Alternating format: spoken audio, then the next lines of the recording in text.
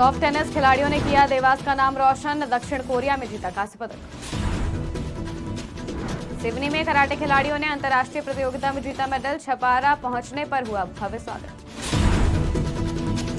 विदिशा में सतपाड़ा कला के बच्चों को मिली स्कूल बस, रास्ता न होने से पढ़ाई छूटी थी। सीहोर में जसपाल सिंह अरोड़ा ने की प्रेस वार्ता, राहुल गांधी के आपत्तिजनक बयान पर जताया विरोध। नमस्कार, स्वागत है आपका आज की खबर में। मैं हूं आपके साथ महिमा शर्मा। बढ़ते हैं मध्य प्रदेश की बड़ी खबरों की ओर।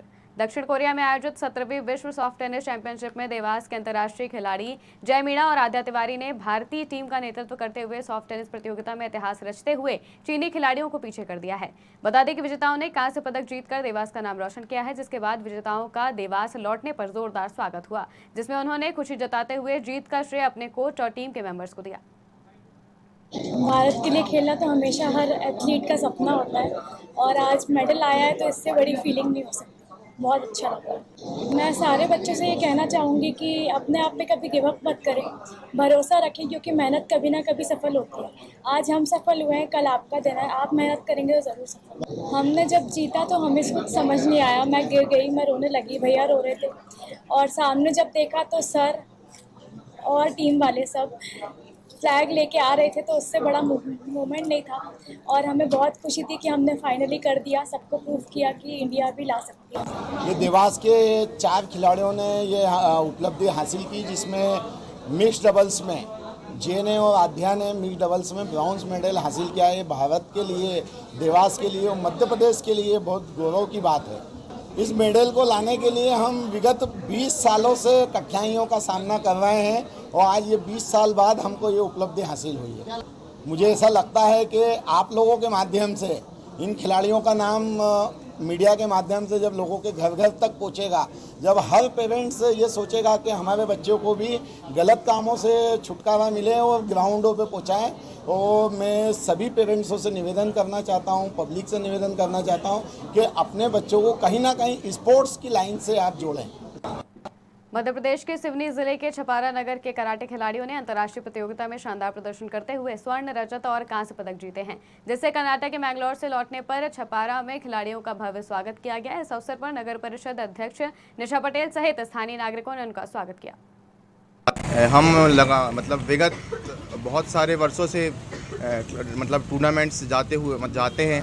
इस बार हम स्पोर्ट्स कराटे डेवलपमेंट एसोसिएशन के खिलाड़ी हैं, जो कि सारे, और हम लोग सभी टूर्नामेंट खेलते हैं। और इस बार हम लोगों ने बेंगलोर में आयोजित इंटरनेशनल टूर्नामेंट में हिस्सा लिया, जिसमें समथिंग 5 देशों की टीम, जैसे इंडोनेशिया, श्रीलंका, मलेशिया, ऐसे कुल 5 देशों की टीम ने उसमें पार्टिसिपेट किया था। उसमें हमने भी इंडिया को रिप्रेजेंट किया और उसमें हमने भी बहुत सारे मेडल प्राप्त किए। और सबसे ज़्यादा खुशी की बात यह है कि सबसे ज़्यादा मेडल एमपी से हुए कि हम खेल कर आ रहे हैं, जिन्होंने सब ने मेडल अर्जित किया है, जिसमें कुछ नेशनल भी पहले से हैं।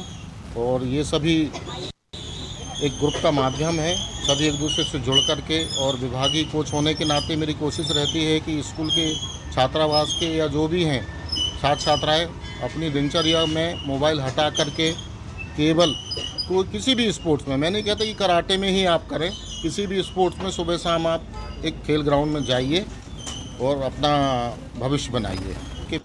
सतपाड़ा कला गांव के 24 बच्चों ने स्कूल जाने का रास्ता न होने के कारण पढ़ाई छोड़ दी थी, जिसकी वजह से जनपद सदस्य देवेंद्र सिंह रघुवंशी और कलेक्टर रोशन सिंह की पहल से अब गांव में सीएम राइज स्कूल की बस पहुंची है, जिससे बच्चों की पढ़ाई फिर से शुरू हो गई है। बता दें कि बस के आगमन पर ग्रामीणों ने खुशी से स्वागत किया और बच्चों के चेहरों पर भी उत्साह देखने को मिला। दूरी ज़्यादा है, स्कूल की दूरी लगभग 2 किलोमीटर थी। छोटे छोटे बच्चे नहीं जा पाते थे, कीचड़ की भी व्यवस्था है, इसलिए हमने अभी रक्षाबंधन पर माननीय कलेक्टर महोदय को मैंने इस बात से अवगत कराया। माननीय कलेक्टर साहब ने तत्परता से कार्रवाई करते हुए डीपीसी महोदय को अगले दिन भेजा और उन्होंने ये व्यवस्था सुनिश्चित की कि बच्चे अब सीएम राइज में जाएंगे। प्रशासन ने ही आगे चलकर सारे बच्चों के यहाँ से टीसी निकलवा के एडमिशन वहाँ कराए हैं। तो ये सर्वप्रथम माननीय कलेक्टर महोदय का हम सब बस्ती वालों की तरफ से आभार व्यक्त करते हैं। तो आज हमारे आदिवासी टपरा मोहल्ला के जो इस समय बच्चे उपलब्ध हुए हैं, 26 बच्चे हैं और बाकी के घर पर हैं, उपलब्ध नहीं हो पाए, कुछ समय में हो जाएंगे, तो इससे इनका अंधकार का भविष्य खत्म होगा। तो इसमें हमारे माननीय सम्मानीय देव भैया हैं, जनपद सदस्य हैं, उनने अथक प्रयास किया और हमारे जो लाडले चहेते विधायक हरि सिंह रघुवंशी जी हैं, इनका अथक प्रयास है जिसमें जी बच्चों का अंधकार खत्म होगा। इसलिए मैं प्रदेश सरकार को धन्यवाद दूंगा और बच्चों का अंधकार भविष्य में उज्जवल होगा। मध्य प्रदेश के सीहोर में कांग्रेस पार्टी के राष्ट्रीय नेता राहुल गांधी द्वारा दिए गए अनर्गल बयान को लेकर पूर्व जिला पंचायत अध्यक्ष और गुरुद्वारा सिख समाज संरक्षक जसपाल सिंह अरोड़ा ने पत्रकार वार्ता आयोजित की, जिसमें जसपाल अरोड़ा ने कहा कि कांग्रेस पार्टी के राष्ट्रीय नेता राहुल गांधी द्वारा अमेरिका में सिख समाज को लेकर कहा है कि भारत के सिखों के साथ अन्याय हो रहा है, जिसके चलते जसपाल ने कहा कि राहुल गांधी के आपत्तिजनक बयान का सिख समाज पुरजोर विरोध करता है। आज बड़ा आश्चर्य की बात है कि पूरे चैनलों पे ये बयान चल रहा है कि हिंदुस्तान में, भारतवर्ष में सिख समाज को पगड़ी और कड़ा पहनने के लिए घूमना पड़ रहा है और सरकार उसकी इजाज़त नहीं दे रही है। और बहुत मुश्किल में, मेरी समझ में नहीं आ रहा कि राहुल गांधी जी कौन से दिन किस बात पे ये बात कर रहे हैं। ख़ास तौर पे वो बोले सरकार में जो है, नरेंद्र मोदी जी की सरकार में ऐसा हो रहा है। तो मैं बताऊं कि नरेंद्र मोदी जी खुद स्वयं जब मीसा वाली फरारी में थे इमरजेंसी के टाइम, खुद सिख बनकर पूरे 2 साल घूमे। वो कड़ा और पगड़ी पहनी और उन्होंने हमेशा सिख समाज को लेकर हमेशा उनका ऐसा एटीट्यूड रहा है कि जब से वो उनकी सरकार आई है इतना सम्मान दिया है, चाहे वो गुरु गोविंद सिंह जी और 4 साहिबजादे जो हमारे उनके प्रति हो, छुट्टी या शासकीय छुट्टी, उसके अलावा हर गुरुद्वारे में वो गए। और जब अभी नया उनका आवास बना तो सबसे पहले सिख संतों को बुला के, 150 संतों को बुला के पूरे टाइम साथ गुजरे उनकी। छिंदवाड़ा में कलेक्टर शीलेंद्र सिंह ने ग्राम बसुरिया कला और हड़ाई का औचक निरीक्षण किया, जिसमें उन्होंने स्थानीय व्यवस्थाओं और विकास कार्यों का जायजा लिया। इसके साथ ही उन्होंने शासकीय प्राथमिक शाला का निरीक्षण किया, जहां भवन की जर्जर स्थिति को देखते हुए जल्दी से जल्दी मरम्मत कार्य शुरू करने के निर्देश दिए गए हैं और ग्रामीणों से बात करते हुए उनकी समस्याओं को सुना और समाधान के लिए संबंधित विभागों को आवश्यक निर्देश दिए। इस बीच रुकते हैं छोटे से ब्रेक के लिए, जल्द ही हाजिर होंगे। ग्वालियर शहर का जाना माना palace Janakpuri plaza and Shri Ram event शानदार सुविधाओं से लैस हल्दी, मेहंदी, बर्थडे पार्टी, शादी, अन्य सारे शुभ कार्य के लिए बुकिंग उपलब्ध है। हमारा पता है जनकपुरी प्लाजा, दानी बाबा रोड, यादव धर्म काटा पुल के पास, शताब्दीपुरम, ग्वालियर। ब्रेक के बाद स्वागत है आपका। बढ़ते हैं अगली खबर की ओर। मुरैना में एफपीओ कंपनी का लघु एवं सीमांत किसानों द्वारा संचालित वार्षिक साधारण सभा का आयोजन हुआ, जिसमें मंच का सफल संचालन आराधना धाकड़ ने किया। साथ ही कंपनी के डायरेक्टर सहित कंपनी के वरिष्ठ अधिकारी गढ़ एवं जिले के वरिष्ठ वैज्ञानिक प्रशांत कुमार गुप्ता ने मुख्य अतिथि के तौर पर उपस्थिति कंपनी के अधिकारियों, डायरेक्टरों एवं अंशधारियों सहित उपस्थित लोगों को संबोधित करते हुए कंपनी के बारे में बताया। के सहायता विभाग के अंतर्गत जो फार्मर प्रोड्यूसर ऑर्गेनाइजेशंस बनाए गए हैं देश के अंदर, खासतौर से हमारे मुरैना जिले में पहाड़गढ़ और जोरा और कैलारस में 3 एफपीओ काम कर रहे हैं। उनकी वार्षिक जो आम सभा और साधारण सभा होती है, उसका आज ये प्रोग्राम था। और इस कार्यक्रम में हमारे इन तीनों ही जो एफपीओ के मेंबर्स हैं जो उन्होंने भाग लिया और इसका उद्देश्य है कि साल भर में हमारे जो एफपीओ हैं उन्होंने किस तरह से काम किया है और उनकी आय और व्यय में क्या किस तरह से रहा है। बुरहानपुर में अवैध कॉलोनियों के खिलाफ आवाज उठाने वाले पत्रकारों को फंसाने की कोशिश की जा रही है। बता दें कि 11 सितंबर को कॉलोनाइजर अब्दुल तारिक ने पत्रकार नौशाद नूर पर झूठी शिकायत दर्ज कराई, जिसमें उन पर पैसे मांगने का आरोप लगाया है, जिसके चलते पत्रकारों ने मुख्यमंत्री और जिला प्रशासन से इस तरह की झूठी शिकायतों के खिलाफ सख्त कार्रवाई करने की मांग की है। शेख शब्बीर ये मेरे ऑफिस में आए और इन्होंने अपनी समस्या बताई कि इनके साथ में धोखाधड़ी हुई है। धोखाधड़ी इस प्रकार हुई कि बहादुरपुर में एक कॉलोनी कटी थी मिलेनियम पार्क करके। उस कॉलोनी का जो कॉलोनाइजर है वो तारिक खान है। तो वो तारिक खान ने जो है तो इनसे डो सिस्टम से कॉलोनी काटा था। इनसे पूरे पैसे लेने के बाद भी इनको रजिस्ट्री करके नहीं दे रहा। इन्होंने अपनी पीड़ा मुझे बताया, मैंने इनकी पीड़ा को समझते हुए खबर जो है अपने समाचार पत्र में प्रकाशित किया था। और खबर प्रकाशित करने के बाद में मुझे जो है तो तारिक के दोस्तों का किसी अन्य लोगों का फ़ोन आया कि आप खबर मत छापना, जो पीड़ित व्यक्ति है हम बैठ के समझौता कर लेंगे।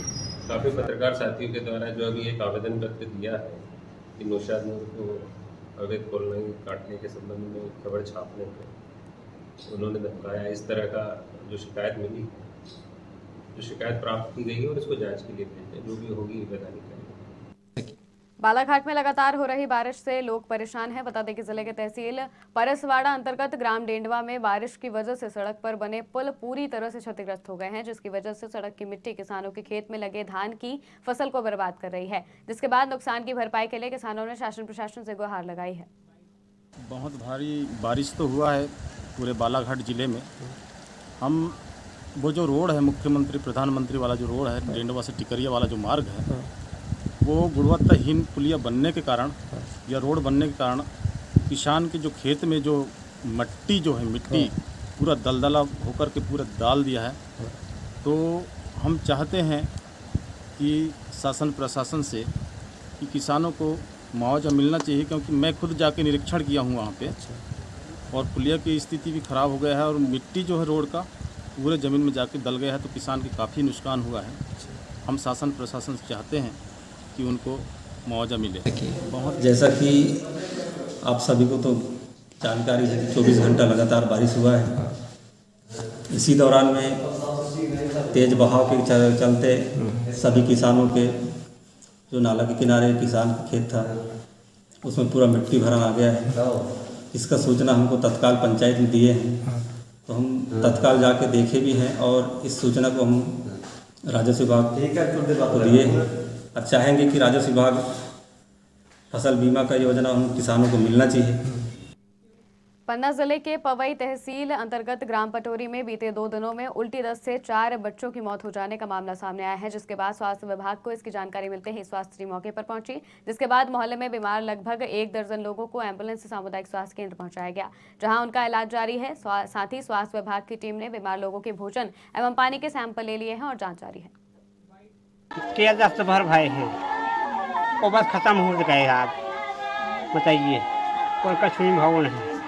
हाँ, आज के लिए कहूँ ले नहीं जा पाए है। ट्रेन लगाओ बच्चा जो बड़ा बच्चा खत्म होगा वो हम ट्रेन लगाओ डॉक्टर साहब ट्रेन लगाओ सुनने के लिए मना कर रहे कि साहब हमने आप दवाई ना कर दी।